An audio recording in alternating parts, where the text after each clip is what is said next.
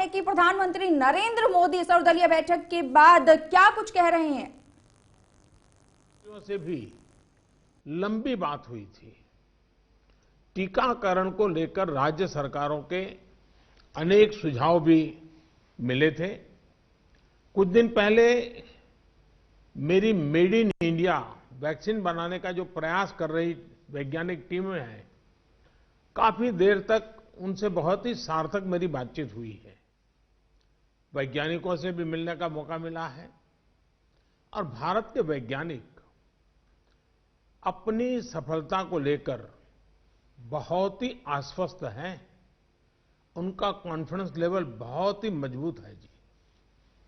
अभी अन्य देशों की कई वैक्सीनों के नाम बाजार में हम सब सुन रहे हैं, लेकिन फिर भी दुनिया की नजर कम कीमत वाली सबसे सुरक्षित वैक्सीन पर है और इस वजह से स्वाभाविक है पूरी दुनिया की नजर भारत पर भी है।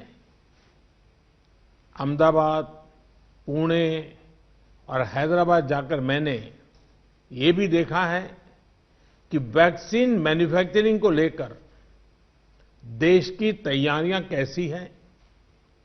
हमारे भारतीय manufacturers, ICMR, department of biotechnology और ग्लोबल इंडस्ट्री के अन्य दिग्गजों के बहुत ही संपर्क में रह करके तालमेल के साथ काम कर रहे हैं।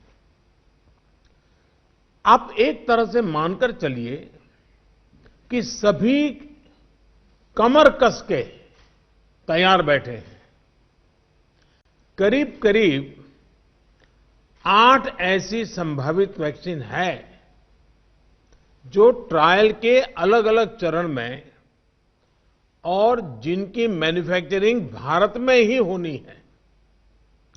जैसा यहां चर्चा में भी बात आई, भारत की अपनी 3 अलग अलग वैक्सीन का ट्रायल अलग अलग चरणों में है। एक्सपर्ट्स ये मानकर चल रहे हैं कि अब कोरोना की वैक्सीन के लिए बहुत ज्यादा इंतजार नहीं करना पड़ेगा। माना जा रहा है कि अगले कुछ हफ्तों में कोरोना की वैक्सीन तैयार हो जाएगी। जैसे ही वैज्ञानिकों की हरी झंडी मिलेगी, भारत में टीकाकरण अभियान शुरू कर दिया जाएगा। टीकाकरण के पहले चरण में किसे वैक्सीन लगेगी, इसे लेकर भी केंद्र सरकार राज्य सरकारों से मिले सुझावों के आधार पर काम कर रही है।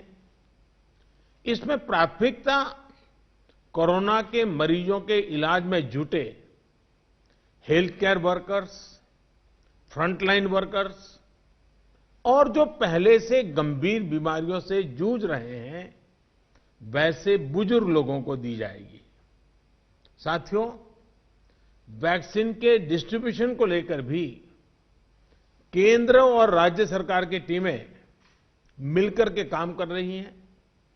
भारत के पास वैक्सीन डिस्ट्रीब्यूशन एक्सपर्टाइज और कैपेसिटी भी है।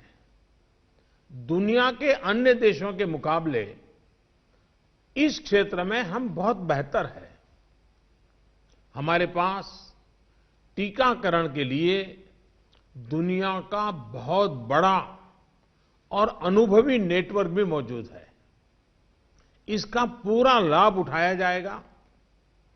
जो कुछ अतिरिक्त कोल्ड चेन इक्विपमेंट, अन्य लॉजिस्टिक की जरूरत पड़ेगी, राज्य सरकारों की मदद से उसका भी आकलन हो रहा है। कोल्ड चेन को और मजबूत करने के लिए भी साथ ही साथ अनेक नए प्रकल्प भी चल रहे हैं, कई और नए प्रयास भी